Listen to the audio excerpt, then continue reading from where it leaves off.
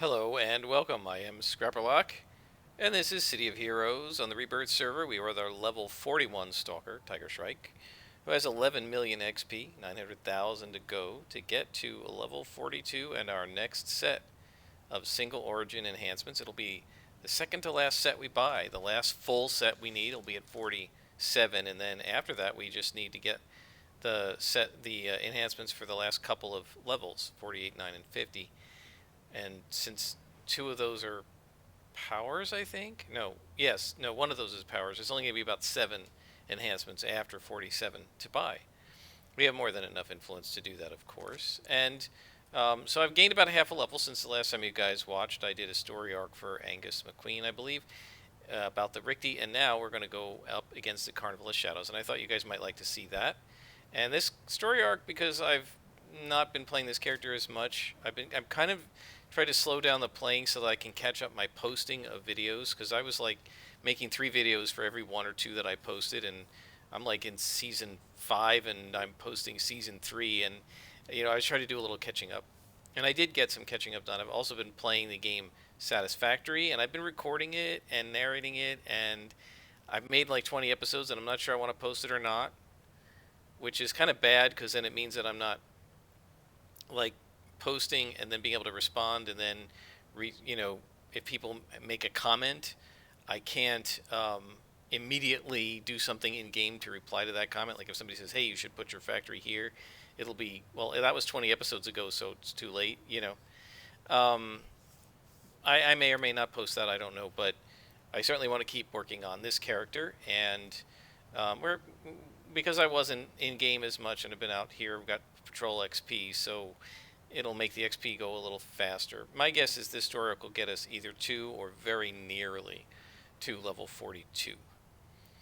And so hopefully I'll be able to show you guys that and our whole new set of slots and enhancements, and then we'll keep doing one story arc per level.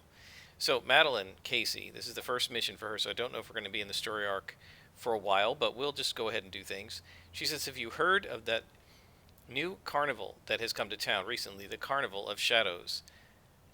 It's become popular in a short time, but something about it just doesn't feel right. Would you check them out? So I guess this is the mission where you're supposed to first learn about the carnival, but of course we know about the Carnival of Light, and I think we heard about the Carnival of Shadows while we were dealing with the Carnival of Light. So yeah, that Carnival of Light stuff was put in place afterwards, I guess.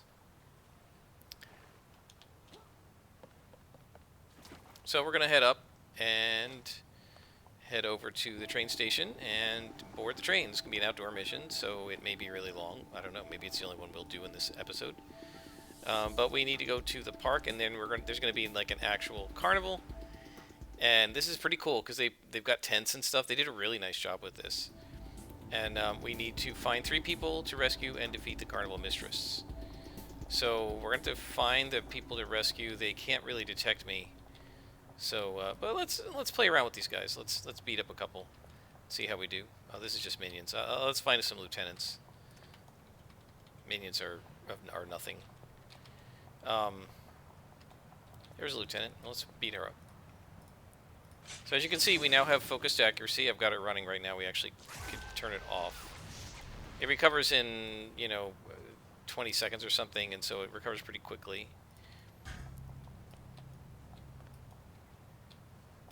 And as you can see, we can like really easily kick these guys' butts. I mean, with build-up, you can one-shot them, even when they're +2s. So, I mean, without build-up, it's not really a fight. Oh, I also want to point out, I've got these dual inspirations. These came in the packs that I got. So I figured I may as well start using them, because what do I need them for, really? So let's see if we can find these kidnappees. This is going to be much easier than it was on my scrapper, because the scrapper had to fight every single person in here to find the kidnap victims, whereas I can just wander around till I find them. And there's the Mistress. Alright, we got to beat her, so I guess we can start taking these guys out. Let's do a pull. just so the Mistress doesn't get involved. Look at that. I almost one-shotted the Iron Strongman. Even without Assassin Strike. It's just... Now, the one thing we gotta watch out with these guys is endurance. They will hit me on their endurance every single time with their endurance drain, just about. And it is gonna hurt. You can see them sucking my endurance out, so you gotta be pretty careful about that. Now, these guys are a patrol. Over there you see them walking. So actually I'm gonna have to do some of this first, and then work my way over. That's fine. Literally, if these guys did not have the endurance drain, I could probably fight them at +5. The endurance drain and the master illusionists are basically the only thing that would be of any issue to this character. Alright, let's see if we can pull these guys. They're taunting me. Doesn't really matter because I'm going to hit them anyway. Right? It's not like I wasn't going to attack you.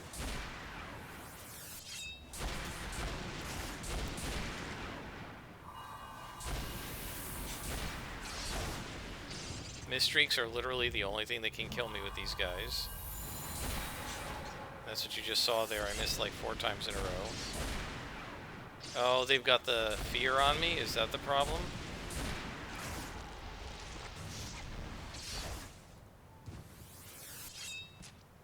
Let's go ahead and put focused accuracy on, if we're going to be missing like that. Ups our accuracy to 1.2.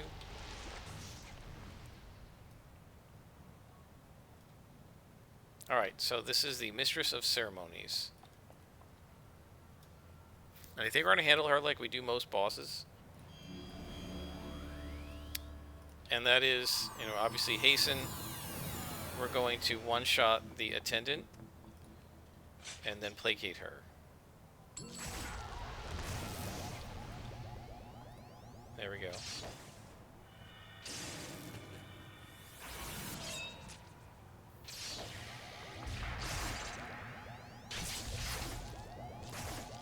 And she's draining my endurance in addition to what'll happen when she dies and sucks my endurance out that way. Alright. So we took her out, now we just have to find the people to rescue. As soon as we're hidden, we can wander around. Now, I don't know where they are. I don't remember. So we're just going to have to wander around and see if we can find them.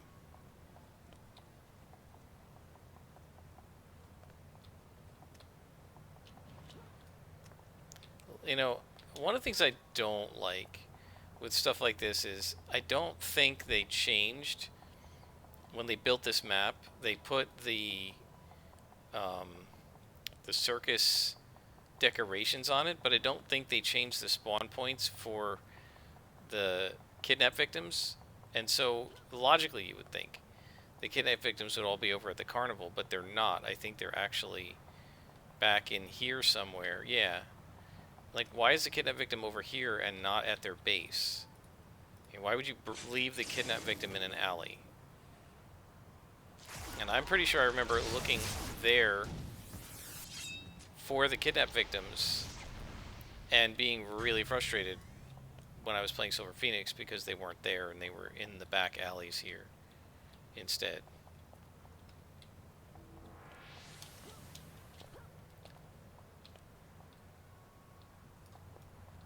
Okay. So we're just going to keep looking. We should find them around here, I think.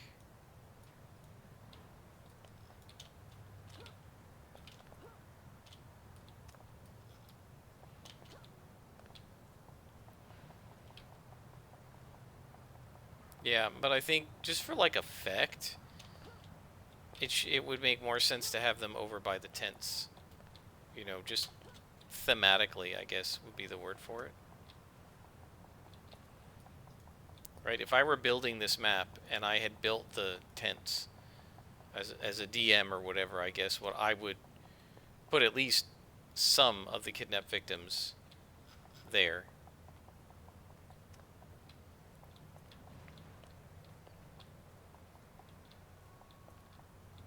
Okay, so this is going to require us to fight all of these guys.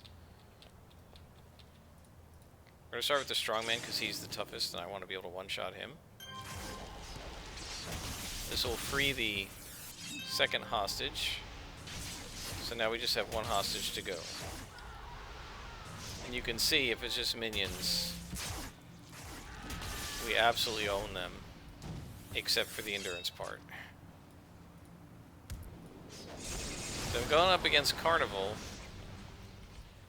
I guess we're going to need to maybe ditch the reds and add another row of blues. We got a clue. Are we on a story arc? We are not. Not yet. So what'd the clue say? The clue says, oh, it's a playbill, and the audience member says they don't remember much. I had a great time. I hear these guys are doing another performance, so they hypnotized him, presumably.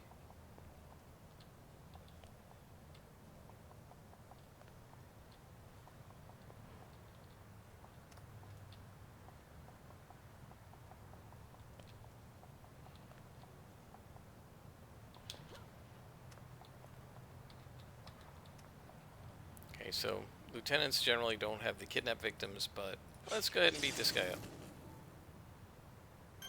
Look at that, one-shotted a strongman lieutenant. That is nice.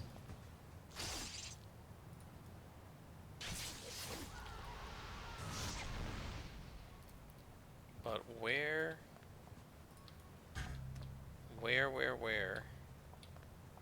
is this last kidnap victim?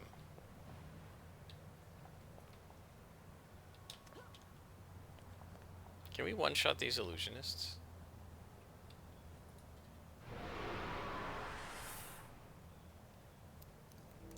Of course, this isn't a fair test. Oh, she's probably intangible now.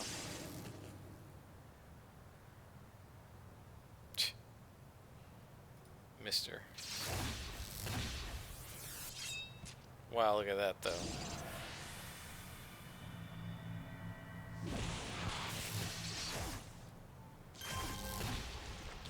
If I had missed her that one time, it would have been a two-shot, even without the assassination.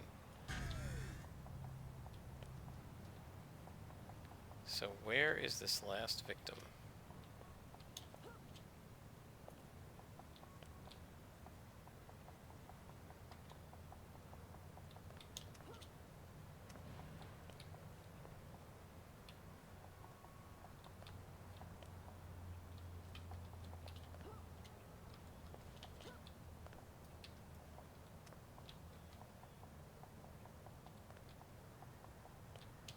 Alright guys, I'm going to pause it here. I'll keep going and I'll let you know when I find it.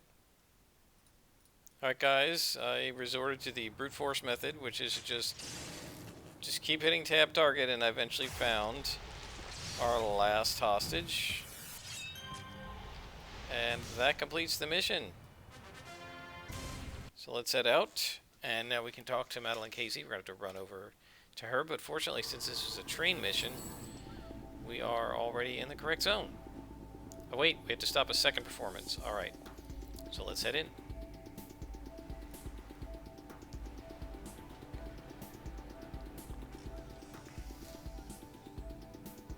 So they're having another performance, and I guess we're going to have to do the same thing, right? 3 people to rescue and defeat the Carnival Mistress.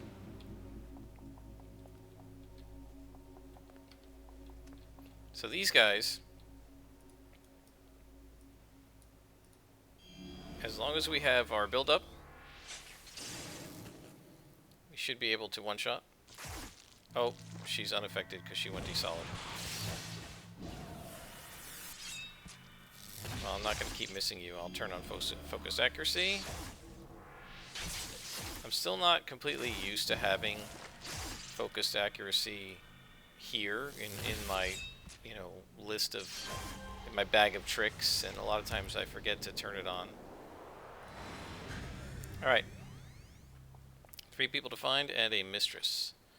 Let's see if we can find the people. And again, they're usually hanging out in some little nook and cranny, like right here. There we go. It's actually more in the open than usual.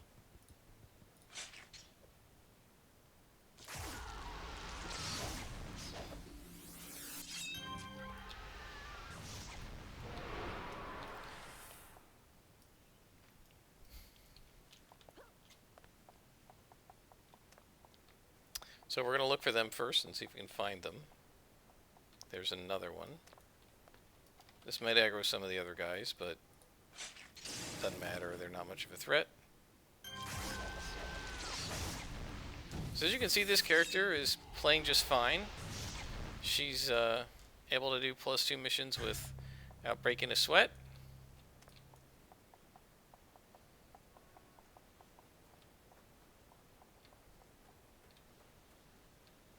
Now we just need to find the last kidnap victim.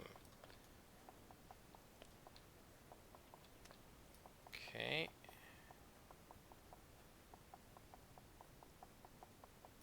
So this is the edge.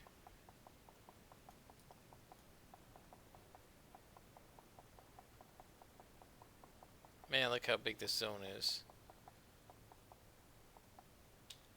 Yeah, as I've said before, I think these later story arcs that came, you know, several issues after the game came out, they definitely did not get the alchemy right in terms of how big the mission should be physically for what you're asking people to do.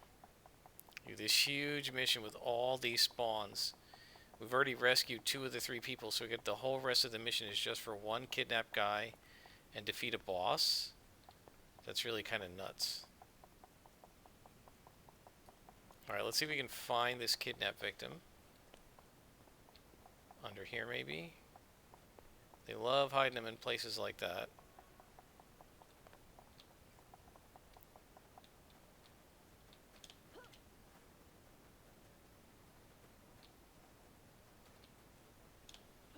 But I do not see a kidnap victim here.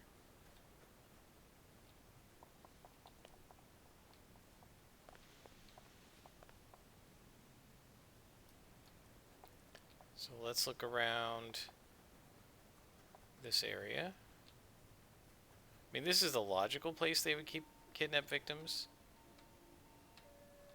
But they don't usually have them in this area.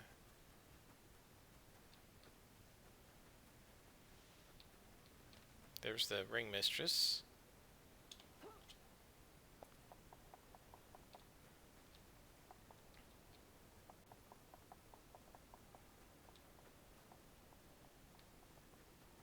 There. Okay, so we're going to have to fight all these guys. Let's start with him. Oh, I didn't mean to do that. I meant to do this. I didn't mean to do placate.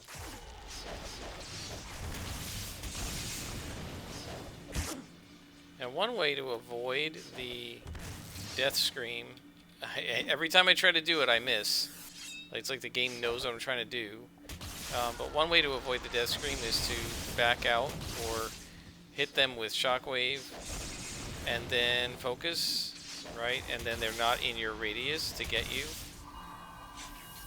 But it's really hard to do because you've got to time it exactly right and they've got to have exactly the right amount of hit points left, or you're going to need to run in and finish them off anyway.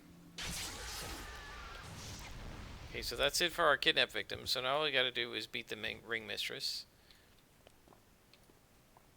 And let's take out this seneschal while we're at it.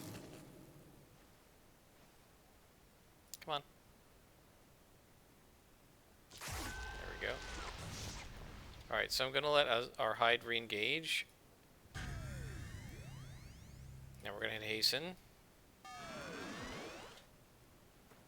And then we're going to hit instant healing. Where is she? Right here? Yeah. Instant healing. We have Moment of Glory if we need it. Let's pop a luck, a damage, and accuracy. Build up, and bam.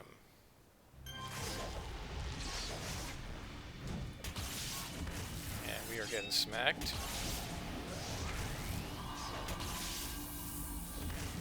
Need dull pain. Wow, even with dull pain, we need Moment of Glory here.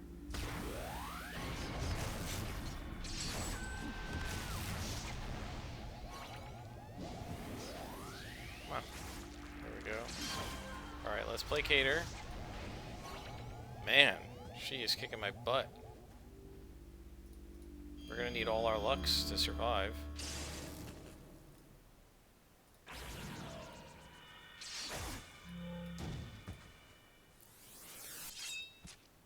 So that was mostly because I couldn't go after her. I couldn't go after her because of all the minions. If it had been a more standard spawn with just a boss and a minion, she would have been no problem.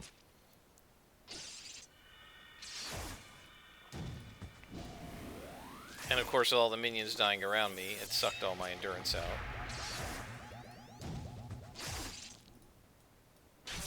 And that's the mission. Out we go.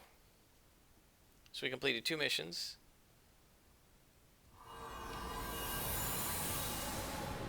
And now we return to Madeline Casey.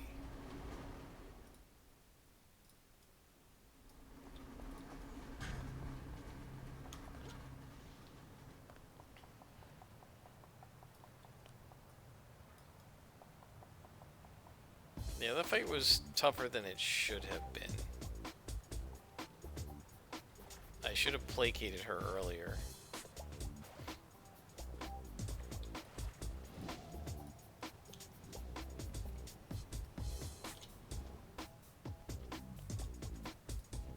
And Madeline says, it sounds as if the Carnival of Shadows is turning Paragon citizens into puppets for their own amusement. Diabolical. What's even worse is the citizens have no idea they're being manipulated. They think it's some part of an amazing act, Tiger Shrike. I don't like the sound of this one bit. Now we ask her for another mission, and she says, the Carnival in Paragon Island, go hunt them on the street. No. Tip of the Carnival of Shadows. It's a very exclusive shindig in Brickstown. Will you go check it out? Yes, we will go check it out. And I will bring you guys back when we are at the mission door. And we're back. We're at the mission door. We had to get 6 bodies and save the partygoers. This looks like a pretty big map. So I'm not going to do the whole thing if I can avoid it. But we'll do some of it. At least till we get partway in. And then we'll start stealthing our way through. So guys, as you know, I'm playing D&D. In fact, my group has had its 4th session. Super fun. In fact, we had a session, there was no combat in the entire session. It was basically just, we just role-played like one evening and morning of downtime in between the first and second adventure. They were doing a little bit of training because they had leveled up. And the roleplay was awesome. The one guy is playing this Aarakocra cleric, and you know, Aarakocra in D&D, these are like bird creatures. They age very quickly, so they only live like 35 years, and they're adults when they're like 3 or 4. So he's only like 3 years old, so he's an adult, but he's very inexperienced, and he role played like getting drunk. It was really funny. First he was like super happy drunk, and then he was crying and miserable, and then he started throwing up. It was really fun. We had a great time, and I've been really enjoying D&D and having a lot of fun with it. And if you play D&D, you probably have heard of an internet TV show called Critical Role. It's been on for years, and it's gotten a lot of people interested in D&D by just watching the show. It has a lot of fans, and it has D&D players who are fans of the show because it's D&D, and it has fans of the show who are playing D&D because of the show. Why am I missing so much? I am not being accuracy buffed. What is the problem? Why is this guy not even moving? Oh, he's dead. Why do I keep missing her? Is she just somehow immune to me? What the heck is going on here? I have an 82% chance to hit her, and I'm missing that much? This is ridiculous. I've never seen a minion last that long. That's absurd. Oh my gosh. Anyway, so Critical Role is a show done by actors, professional voice actors, and actors who play their friends, and they play D&D. And because they're professionals and they're actors and they're presenting it as a show, it's entertaining to watch. And a lot of people are big fans of it, which is fine. And you know, I've watched it occasionally. I've never seen the first season. I've started with the second season, and I'm like a third of the way through that, which means I'm like a year and a half behind. And you know, it's interesting. I watch it sometimes when I have nothing better to watch. So this one guy I play D&D, as I say, and I read the D&D Beyond forums, and this one guy made a comment online. He said that that he's a new player and he just joined a group, and I'm assuming it's an online group because hardly anybody's playing in person these days thanks to the coronavirus. And so he said that oh, go away. So he said that I guess to try to teach him how to play, they suggested to him that he watch some Critical Role. Again, fine. Well, he watched, I don't know, the beginning of it. If you watch, and I don't know, I'm guessing from what he said that he saw the first episode of season 2, and this is where they're just starting the show again. And they do like 30 minutes of intro where they're just introducing the actors. They go through the one woman who's like the wife of the dungeon master. She goes through like 25 or 30 names of all the people that, you know, the associate producer and the key grip and the director and the assistant director and the cameraman and the sound guy and the post-production. She goes through all the credits, right? She has this list and she's holding up the names. And it's, again, totally justifiable because these people deserve credit. They make the show happen, right? And so so they do that, and then they had been donated this really awesome gaming table by a company called Wormwood, which does amazing woodwork stuff. Like they do things like dice trays and stuff that are really, really cool. And they sponsor the show, and so because they sponsor the show, the people who run the show have to, you know, give them a plug, and they show the table and all this. So this guy got annoyed because he watched the show for like a half an hour, and all it was credits and crap about the table, and they weren't actually playing D&D, and he got really annoyed. And he said the narrator's voice really annoying. Now, I don't know who was narrating. I think it was Matt Mercer. I haven't seen episode 1 in a long time. I find that a strange comment because I actually think he has a really good voice to listen to. I'm not some sort of a fanboy. I just happen to think his voice is quite, I don't know what's the word, listenable. The actual head of my college campus has a voice like this too, and I've often said that he's our provost. I've often said our provost should be on the radio. He just has a voice you want to listen to. And I feel like Mercer's is the same, but if people find it annoying, that's fine. I'm not offended. But apparently, the game group that he was with they got upset that he said that the show was a waste of his time and he didn't like the voice actors, or at least one of the voice actors. And what's going on here? Oh, I'm trying to hit escape and I'm hitting 1. And so apparently this D&D group kicked him out of the group because he said negative things about Critical Role. That is just nuts. It's a TV show. If you like it, fine. But if somebody doesn't like it, why would you kick them out of your game group? I don't know. I don't understand. Like, I love City of Heroes. Heck, I'm making these episodes. If somebody said they hated the episodes I'm making, I wouldn't get mad, you know. And if somebody said they didn't like the game City of Heroes, it's boring. You know, I tried watching your show and I just couldn't because this game is so boring. It's so boring you have to talk about D&D instead of the game itself. Okay, wouldn't make me mad. I don't understand the whole mentality of people. And I've known them with movies, TV shows, video games. If you criticize the thing they like, it's like you're criticizing them. And I've never understood that. Right? These guys are not Matt Mercer and Mercer. If the guy makes a negative comment, he's not commenting about your child, your son, or your best friend. It's a TV show. So he didn't like it. What's so bad? I don't know. Bad enough to not play D&D with him? To say get out of our group? It's really a shame because he said he's soured entirely on D&D because of this. And I really feel that that's a shame. D&D is not Critical Role. Critical Role is a show. D&D is a game played by hundreds of thousands of people. And some people play it the way Critical Role does, and a lot of people don't play it anything like Critical Role does. So, I don't know. I don't understand why it would be so important to somebody that you like their show that they're going to not play D&D if you don't with you. I don't know. Anyway, I think that's long enough for today. We've not gotten into a story arc. Let's talk to... Oh, we are in a story arc. Yes, we're in. Okay, so we got it. We're on the story arc.